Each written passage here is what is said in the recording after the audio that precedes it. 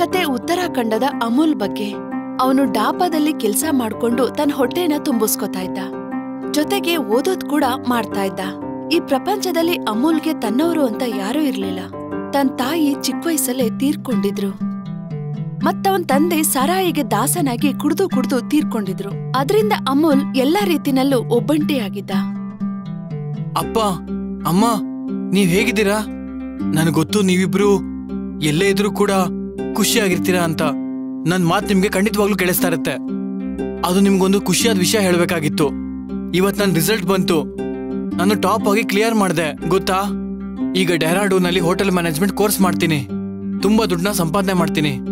ಮತ್ತೆ ರಘು ಚಿಕ್ಕಪ್ಪ ಹತ್ರ ನಾವು ಹೋಟೆಲ್ನ ಗಿರ್ವಿ ಇಟ್ಟಿದ್ವಲ್ವಾ, ಅದನ್ನ ವಾಪಸ್ ತಗೋತೀನಿ. ಆದ್ರೆ ವಿಷಯ ಏನಂದ್ರೆ ಅಮೂಲ್ನ ಸ್ಥಿತಿ ಮೊದ್ಲಿಂದನೂ ಹೀಗೆ ಇರ್ಲಿಲ್ಲ. ಚಿಕ್ಕಂದ್ರಲ್ಲಿ ಅವ್ರ ತಂದೆದು ತುಂಬಾ ದೊಡ್ಡ ಹೋಟೆಲ್ ಬಿಸ್ನೆಸ್ ಇತ್ತು. ಆದ್ರೆ ಹೇಳ್ತಾರಲ್ವಾ, ಒಳ್ಳೆ ಕೆಲ್ಸಕ್ಕೆ ದೃಷ್ಟಿ ಜಾಸ್ತಿ ಅಂತ. ಸಡನ್ ಆಗಿ ಅಮೂಲ್ ತಾಯಿಗೆ ಕಾಯಿಲೆ ಬಂದು ಹಾಸಿಗೆ ಹಿಡಿದ್ರು. ಅವ್ರ ಸ್ಥಿತಿ ಎಷ್ಟು ಕೆಟ್ಟದಾಗಿತ್ತಂದ್ರೆ ಅಮೂಲ್ ತಂದೆ ತನ್ನ ಹೋಟೆಲ್ನ ಮಾರೋ ಅಷ್ಟು. ಅವರು ತಮ್ಮ ಹೋಟೆಲ್ನ ಗಿರ್ವಿಗೂ ಕೂಡ ಇಟ್ರು. ಯಾಕಂದ್ರೆ ಆ ದುಡ್ಡಿಂದ ಅಮೂಲ್ ತಾಯಿ ಯೋಗಕ್ಷೇಮ ನೋಡ್ಕೋಬೇಕಾಗಿತ್ತು. ಆದ್ರೆ ವಿಧಿ ಆಟ, ಅಷ್ಟು ದುಡ್ಡು ಖರ್ಚು ಮಾಡಿದ್ರು ಅವ್ರ ತಾಯಿ ಉಳ್ಕೊಳ್ಳೇ ಇಲ್ಲ. ಈ ನೋವಿಂದ ಅಮೂಲ್ನ ತಂದೆ ಸಾರಾಯಿಗೆ ದಾಸನಾಗ್ಬಿಟ್ರು. ಅಮೂಲ್, ಓ ಅಮೂಲ್, ಸ್ವಲ್ಪ ಇಲ್ಲಿ ಬಾರಪ್ಪ. ಏನಾಯ್ತು ಅಪ್ಪ? ನೀನು ಊಟ ಮಾಡಿದ್ಯಾ? ಇಲ್ಲ, ಇಲ್ಲಿ ತನಕ ತಿಂದಿಲ್ಲ. ಯಾಕೆ? ನಿಮ್ ದಾರಿನ ನೋಡ್ತಾ ಇದ್ದೆ. ಬನ್ನಿ ಒಳಗಡೆ ಹೋಗೋಣ, ನಾನು ಊಟ ಹಾಕ್ತೀನಿ. ಆ ಊಟ ತಿಂದು ನಾನು ಏನ್ ಮಾಡ್ಲಿ ಮಗ್ನೆ? ಆ ಊಟದಲ್ಲಿ ನಿಮ್ ತಾಯಿ ಮಾಡಿದಂತ ರುಚಿ ಇಲ್ಲ. ನನಗ್ ಬೇಜಾರಾಗ್ತಾ ಇದೆ. ಎಲ್ಲ ಕಡೆ ಕೂಡ ನನಗೆ ಅವಳದೇ ನೆನಪು ಕಾಡ್ತಾ ಇದೆ. ಆದ್ರೆ ಅಪ್ಪಾಜಿ, ಅದಕ್ಕೋಸ್ಕರ ಕುಡಿಯೋದು ಒಳ್ಳೇದಲ್ವಲ್ಲ? ಒಂದ್ ವೇಳೆ ನಿಮ್ಮನ್ನು ಕಳ್ಕೊಂಡ್ರೆ ಮುಂದೆ ನನ್ಗತಿ ಏನಪ್ಪ? ಹಾ, ಸರಿಯಾಗಿ ಹೇಳ್ದೆ ನೀನು. ನಾನು ತುಂಬಾ ದೊಡ್ಡ ತಪ್ಪು ಮಾಡ್ತಾ ಇದ್ದೆ. ಸರಿ, ನಾಳೆಯಿಂದ ಕುಡಿಯೋದನ್ನ ಬಿಟ್ಬಿಡ್ತೀನಿ. ಆದ್ರೆ ನೀನ್ ನನ್ಗೊಂದ್ ಮಾತು ಕೊಡು. ಒಂದಲ್ಲ ಒಂದಿನ ನೀನು ರಘುವಿಂದ ಆ ಹೋಟೆಲ್ನ ವಾಪಸ್ ತಗೋತೀನಿ ಅಂತ ನಾನ್ ಮಾತು ಕೊಡ್ತೀನಿ ಅಪ್ಪಾಜಿ. ಅಮೂಲ್ಗೆ ತುಂಬಾ ಖುಷಿ ಆಯ್ತು. ಯಾಕಂದ್ರೆ ಅವನಪ್ಪ ಸಾರಾಯಿನ ಇನ್ಮುಂದೆ ಕುಡಿಯೋದಿಲ್ಲ ಅಂತ ಅವನಿಗೆ ಆಣೆ ಮಾಡಿದ್ರು. ಆದ್ರೆ ಮಾರನೇ ದಿನ ಅಮೂಲ್ ತನ್ನ ತಂದೆನ ಎಬ್ಬಿಸೋದಿಕ್ ಹೋದಾಗ ಅವರು ಈ ಪ್ರಪಂಚನ ಬಿಟ್ಟು ಹೋಗಿದ್ರು. ಪಾಪ ಅಮೂಲ್ ಈಗ ಒಬ್ಬಂಟಿಯಾಗ್ಬಿಟ್ಟಿದ್ದ. ತಂದೆ ತಾಯಿನ ಕಳ್ಕೊಂಡ್ಮೇಲೂ ಕೂಡ ಅಮೂಲ್ ತನ್ನ ಸೋಲನ್ನ ಒಪ್ಕೊಳ್ಳಿಲ್ಲ. ಅವನು ತನ್ನ ವಿದ್ಯೆ ಮತ್ತೆ ಅವನ ಜೀವನದ ಜವಾಬ್ದಾರಿನ ತನ್ ಮೇಲೆನೆ ತಾನು ತಗೊಂಡ. ಮತ್ತವನು ಅದೇ ಹೋಟೆಲಲ್ಲಿ ಕೆಲ್ಸಕ್ ಸೇರ್ಕೊಂಡ. ಯಾವ ಹೋಟೆಲ್ನ ರಘು ಚಿಕ್ಕಪ್ಪಂಗೆ ಗಿರ್ವಿ ಇಟ್ಟಿದ್ರು ಅದೇ ಹೋಟೆಲ್. ಮತ್ತೆ ಪ್ರತಿದಿನ ಅಮೂಲ್ ತುಂಬಾ ಕಷ್ಟಪಟ್ಟು ಕೆಲ್ಸ ಮಾಡ್ತಾ ಇದ್ದ. ಆದ್ರೆ ಅವನಿಗೆ ಸಾಕಷ್ಟು ಜವಾಬ್ದಾರಿ ತಗೊಳ್ಬೇಕಾದ ಸಂದರ್ಭ ತುಂಬಾ ಬಂದಿತ್ತು. ರಘು ಚಿಕ್ಕಪ್ಪ, ಅದೇನಂದ್ರೆ ನಿಮ್ಮ ಹತ್ರ ಸ್ವಲ್ಪ ಮಾತಾಡ್ಬೇಕಾಗಿತ್ತು. ಆಹಾ, ಹೇಳು, ಏನ್ ವಿಷಯ? ನಾನು ಹೋಟೆಲ್ ಮ್ಯಾನೇಜ್ಮೆಂಟ್ ಕೋರ್ಸ್ಗೆ ಸೇರ್ಕೋಬೇಕಾಗಿತ್ತು. ಆದ್ರೆ ಅದು ಫೀಸ್ ಸ್ವಲ್ಪ ಜಾಸ್ತಿ ಇದೆ. ಅದಕ್ಕೆ ನೀವು ಸ್ವಲ್ಪ ನನಗೆ ಸಾಲ ಕೊಡ್ತೀರಾ ಚಿಕ್ಕಪ್ಪ? ನಾನು ಆದಷ್ಟು ಬೇಗ ವಾಪಸ್ ಕೊಟ್ಬಿಡ್ತೀನಿ. ಹಣದ ಕೊರತೆಯಿಂದ ಅಮೂಲ್ಗೆ ಕಾಲೇಜ್ಗೆ ಸೇರ್ಕೊಳ್ಳೋದಿಕ್ಕೆ ಸಾಧ್ಯ ಆಗಿರ್ಲಿಲ್ಲ. ಅವನಿಗೆ ಹಣದ ಅವಶ್ಯಕತೆ ಇತ್ತು. ಆದ್ರೆ ರಘು ಚಿಕ್ಕಪ್ಪ ಅವನಿಗೆ ಸಹಾಯ ಮಾಡೋದ್ರ ಬದಲು ಅವನ್ ಮೇಲೇನೆ ಕೂಗಾಡ್ತಾ ಇದ್ರು.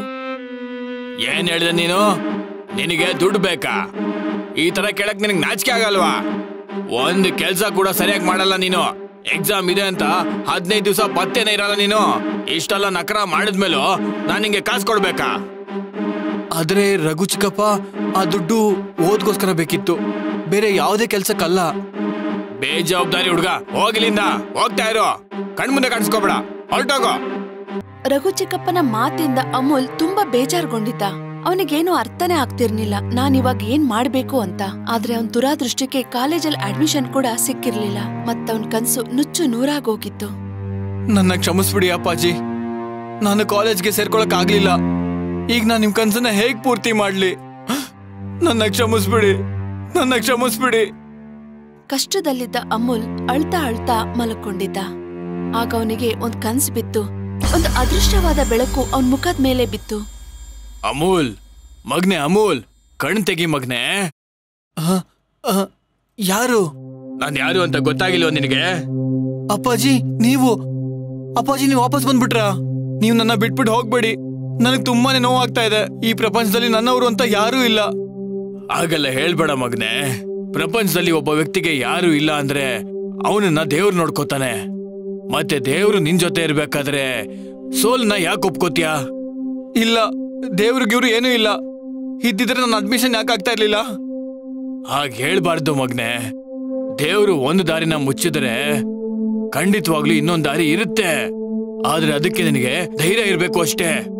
ಒಂದು ಮಾತನ್ನ ನೆನ್ಪಿಡ್ಕೋ ಅಮೂಲ್, ನಮ್ಗೆ ಸಮಯಕ್ಕೂ ಮುಂಚೆ ಸಮಯ ಆದ್ಮೇಲೆ ಏನು ಕೂಡ ಸಿಗೋದಿಲ್ಲ. ಹಾಗೆ ಇನ್ನೊಂದು ಸಲ ಬೆಳಕ್ ಬಂದಾಗ ಅವನ್ ತಂದೆ ಅಲ್ಲಿಂದ ಮಾಯ ಆದ್ರು.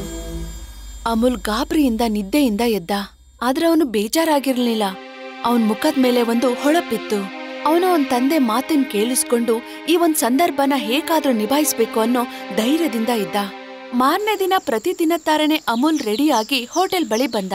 ಆದ್ರೆ ಅವನಲ್ಲಿ ಬಂದಾಗ ನೋಡಿದ ತಕ್ಷಣ ಅಲ್ಲಿ ಸಾಕಷ್ಟು ಜನರು ಹೋಟೆಲ್ ಎದುರುಗಡೆ ನಿಂತಿದ್ದನ್ನ ನೋಡ್ದ. ಆದ್ರೆ ಅವನಿಗೆ ಅರ್ಥನೇ ಆಗ್ಲಿಲ್ಲ, ಇಷ್ಟು ಜನ ಕೆಲ್ಸ ಬಿಟ್ಟು ಯಾಕೆ ಇಲ್ಲಿ ಬಂದು ನಿಂತಿದ್ದಾರೆ ಅಂತ. ಅವನ್ ಹಾಗೆ ಜನಗಳ ಮಧ್ಯ ಬಿಡಿಸ್ಕೊಂಡು ಒಳಗಡೆ ಹೋದ. ಒಳಗಡೆ ಹೋಗ್ತಿದ್ದಾಗೆ ನೋಡಿ ಅವನಿಗೆ ಶಾಕ್ ಆಯ್ತು. ಅವನ್ ನೋಡ್ದ ಒಬ್ರು ಫೇಮಸ್ ಶೆಫ್ ಆ ಹೋಟೆಲ್ಗೆ ಅವತ್ತು ಬಂದಿದ್ರು. ಅವನ್ ಕೆಲ್ಸ ಮಾಡ್ತಾ ಇದ್ದಂತಹ ಹೋಟೆಲ್ಗೆ. ಅವರು ನಡೆಸ್ತಿದ್ದಂತಹ ಶೋನ ಒಂದು ವಿಶೇಷ ಶೂಟಿಂಗ್ಗೋಸ್ಕರ ಅವರು ಅಲ್ಲಿಗೆ ಬಂದಿದ್ರು. ನೋಡಿ, ಎಲ್ಲ ಶಾಂತರಾಗಿ. ನಿಮ್ಮ ಈ ಪ್ರೀತಿನ ನೋಡಿ ನನಗೆ ತುಂಬಾನೇ ಆಶ್ಚರ್ಯ ಆಗ್ತಾ ಇದೆ. ನೀವು ನನ್ನ ಇಷ್ಟೊಂದು ಇಷ್ಟಪಡ್ತಿದ್ದೀರಾ ಅಂತ ನೋಡಿ ನನಗೆ ಖುಷಿ ಆಗ್ತಾ ಇದೆ. ಈಗ ಕೆಲ್ಸದ ಬಗ್ಗೆ ಮಾತಾಡೋಣ. ನಾವು ಇಲ್ಲಿಗೆ ಬಂದಿರೋದು ನಮ್ಮ ಸ್ಪೆಷಲ್ ಎಪಿಸೋಡ್ ನ ಶೂಟಿಂಗ್ಗೆ ಅಂತ. ಈ ಎಪಿಸೋಡ್ ನಲ್ಲಿ ನಾವು ಇಂಡಿಯಾದಲ್ಲಿರೋ ಬೇರೆ ಬೇರೆ ಹೋಟೆಲ್ಗೆ ವಿಸಿಟ್ ಕೊಡ್ತಾ ಇರ್ತೀವಿ. ಮತ್ತೆ ಅಲ್ಲಿನ ಕುಕ್ಗಳಿಗೆ ಒಂದು ಡಿಶ್ ಮಾಡಕ್ಕೆ ಟಾಸ್ಕ್ ಕೊಡ್ತೀವಿ. ಯಾರು ಆ ಟಾಸ್ಕ್ ನ ತುಂಬಾ ವಿಶೇಷವಾಗಿ ಮುಗಿಸ್ತಾರೋ ಅವ್ರಿಗೆ ನಮ್ ಜೊತೆ ಕೆಲಸ ಮಾಡಕ್ಕೆ ಅವಕಾಶ ಸಿಗುತ್ತೆ. ಶೆಫ್ನ ಮಾತ್ ಕೇಳಿ ಅಮೂಲ್ಗೆ ತುಂಬಾ ಖುಷಿ ಆಯ್ತು. ಒಂದೊಳ್ಳೆ ಅವಕಾಶ ಸಿಕ್ಕಿದೆ ನನಗೆ ಅಂತ ಅನ್ಕೊಂಡ. ಅವನು ಆ ಅವಕಾಶನ ಕಳ್ಕೊಳ್ಳೋಕೆ ರೆಡಿ ಇರ್ಲಿಲ್ಲ. ಶೋನ ಸ್ಪೆಷಲ್ ಸೆಗ್ಮೆಂಟ್ ನ ಶೂಟಿಂಗ್ ಶುರುವಾಗಿತ್ತು. ಪ್ರತಿ ಸ್ಪರ್ಧಿಗಳಿಗೂ ಒಂದು ಟಾಸ್ಕ್ ನ ಕೊಡಲಾಗಿತ್ತು, ಪಿಜ್ಜಾ ಮಾಡೋದು. ಅಮೂಲ್ ಮತ್ತೆ ಅಲ್ಲಿದ್ದಂತಹ ಸ್ಪರ್ಧಿಗಳು ಪಿಜ್ಜಾ ಮಾಡೋದ್ರಲ್ಲಿ ಬ್ಯುಸಿಯಾಗಿದ್ರು. ಅಮೂಲ್ ಕೂಡ ಕಷ್ಟಪಟ್ಟು ಮಾಡೋದಿಕ್ಕೆ ಶುರು ಮಾಡ್ದ. ವಾ, ಎಂತ ದೃಶ್ಯ! ವೀಕ್ಷಕರ, ನೀವೆಲ್ಲ ಏನ್ ನೋಡ್ತಾ ಇದೀರೋ? ನಮ್ಮ ಎಲ್ಲ ಕಂಟೆಸ್ಟೆಂಟ್ಸ್ ಪಿಜ್ಜಾ ಮಾಡೋದ್ರಲ್ಲಿ ಬ್ಯುಸಿ ಆಗಿದ್ದಾರೆ. ಆದ್ರೆ ನೆನ್ಪಿರ್ಲಿ, ಅವ್ರಿಗೆ ಕೇವಲ ಪಿಜ್ಜಾ ಮಾತ್ರ ಮಾಡೋದಷ್ಟೇ ಅಲ್ಲ, ಬದ್ಲಿಗೆ ಅವರ ಕ್ರಿಯೇಟಿವಿಟಿಯನ್ನ ಕೂಡ ತೋರಿಸ್ಬೇಕಾಗುತ್ತೆ. ಯಾಕಂದ್ರೆ ಈ ಮಾಮೂಲಿ ಡಿಶ್ ತುಂಬಾ ವಿಶೇಷವಾದ ಡಿಶ್ ಆಗಿ ಬದಲಾಗ್ಬೇಕು.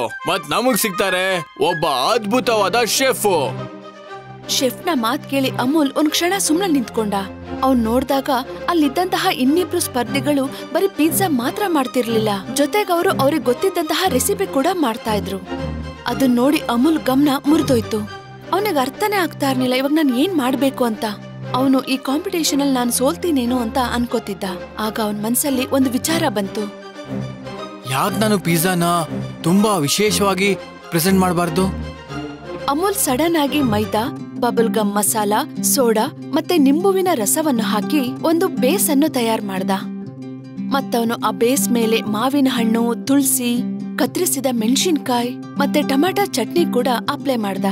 ಜೊತೆಗೆ ಸಾಕಷ್ಟು ತರಕಾರಿ, ಸಾಸ್ ಮತ್ತೆ ಮಯೋನೈಸ್ ನ ಅಪ್ಲೈ ಮಾಡ್ದ. ಅದಾದ್ಮೇಲೆ ಅಮೂಲ್ ಮೈದಾದ ಇನ್ನೊಂದು ಬೇಸ್ ನ ತಯಾರು ಮಾಡ್ದ. ಅದನ್ನ ಮೊದ್ಲು ಮಾಡಿದ್ದ ಟಾಪಿಂಗ್ ಮೇಲೆ ಇಟ್ಟು 4 ಕಡೆನೂ ಹದ ಮಾಡ್ದ. ಮತ್ತೆ ಟೈಮ್ ವೇಸ್ಟ್ ಮಾಡದೆ ಅದನ್ನ ಬೇಕ್ ಮಾಡೋದಿಕ್ಕೆ ಶುರು ಮಾಡ್ದ. ಅಲ್ಲಿ ಚಮತ್ಕಾರನೇ ನಡೀತು. ಬೆನ್ ಮೇಲೆ ಪಿಜ್ಜಾ ಪೂರಿ ತರ ಹೂತ್ಕೊಂಡು ಬಂತು. ಅಲ್ಲಿ ನೋಡ್ತಿದ್ದವ್ರು ದಂಗ್ ಬಡ್ದೋದ್ರು. ಅವ್ರು ಯಾರಿಗೂ ಅರ್ಥನೇ ಆಗ್ಲಿಲ್ಲ ಅಮೂಲ್ ಆ ರೀತಿ ಹೇಗ್ ಮಾಡ್ದ ಅಂತ.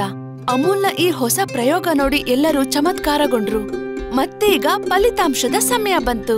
ಶೆಫ್ ಪ್ರತಿಯೊಬ್ರು ಮಾಡಿದ ಪಿಜ್ಜಾನ ಟೇಸ್ಟ್ ಮಾಡೋದಿಕ್ಕೆ ಶುರು ಮಾಡಿದ್ರು. ವಾ, ಎಂತ ಅದ್ಭುತ! ಎಲ್ರು ಪಿಜ್ಜಾನ ತುಂಬಾ ವಿಶೇಷವಾಗಿ ಮಾಡಿದೀರಾ. ಫೈಟು ಜೋರಾಗೇ ಇದೆ. ಈಗ ಟೈಮ್ ಬಂದಿದ್ದು ಅಮೂಲ್ದು. ಅವ್ರು ಬಂದಾಗ ಅಮೂಲ್ನ ಬಲೂನ್ ತರ ಇದ್ದಿದ್ ಪಿಜ್ಜಾ ನೋಡಿ ಒಂದ್ ಕ್ಷಣ ಶೆಫ್ಫೇ ಚಮತ್ಕಾರಗೊಂಡ್ರು. ಅವರು ಈ ಮೊದ್ಲು ಈ ರೀತಿ ಪಿಜ್ಜಾನ ಯಾವತ್ತೂ ನೋಡಿರ್ಲಿಲ್ಲ. ಶೆಫ್ ಅಮೂಲ್ ಮಾಡಿದ ಪಿಜ್ಜಾನ ಟ್ರಯಲ್ ನೋಡಿದ್ಮೇಲೆ ಖುಷಿಯಿಂದ ಬೆರ್ಗಾದ್ರು. ಅವರಿಗೆ ತುಂಬಾ ಖುಷಿ ಆಯ್ತು. ಆ ಪಿಜ್ಜಾ ಅಂತೂ ತುಂಬಾ ರುಚಿಕರವಾಗಿತ್ತು. ನೀವೆಲ್ಲ ಏನ್ ನೋಡಿದ್ರು? ಈ ವಿಶೇಷವಾದ ಸೆಗ್ಮೆಂಟ್ ನ ವಿನ್ನರು ಅಮೂಲ್. ಮತ್ತೆ ಅಮೂಲ್ಗೆ ಸಿಗ್ತಾ ಇದೆ ನಮ್ ಜೊತೆ ಕೆಲಸ ಮಾಡುವಂತ ಅವಕಾಶ. ಅಮೂಲ್ ಅವತ್ತು ಕಾಂಪಿಟೇಷನ್ ಗೆದ್ದಿದ್ದ. ಆ ಶೋನ ವಿನ್ನರ್ ಅವನೇ ಆಗಿದ್ದ. ಅವತ್ತು ಅವನಿಗೆ ಒಳ್ಳೆ ಶೆಫ್ ಜೊತೆಗೆ ಕೆಲಸ ಮಾಡೋ ಅವಕಾಶ ಕೂಡ ಸಿಕ್ತು. ಅವನಿಗೆ ಕಾಲೇಜ್ಗೆ ಹೋಗೋಕಾಗಿಲ್ಲ ಅಂದ್ರೂ ಕೂಡ ಅವನ್ ಇದ್ದಿದ್ದು ಒಬ್ಬ ಒಳ್ಳೆ ಶೆಫ್ನ ಜೊತೆಯಲ್ಲಿ.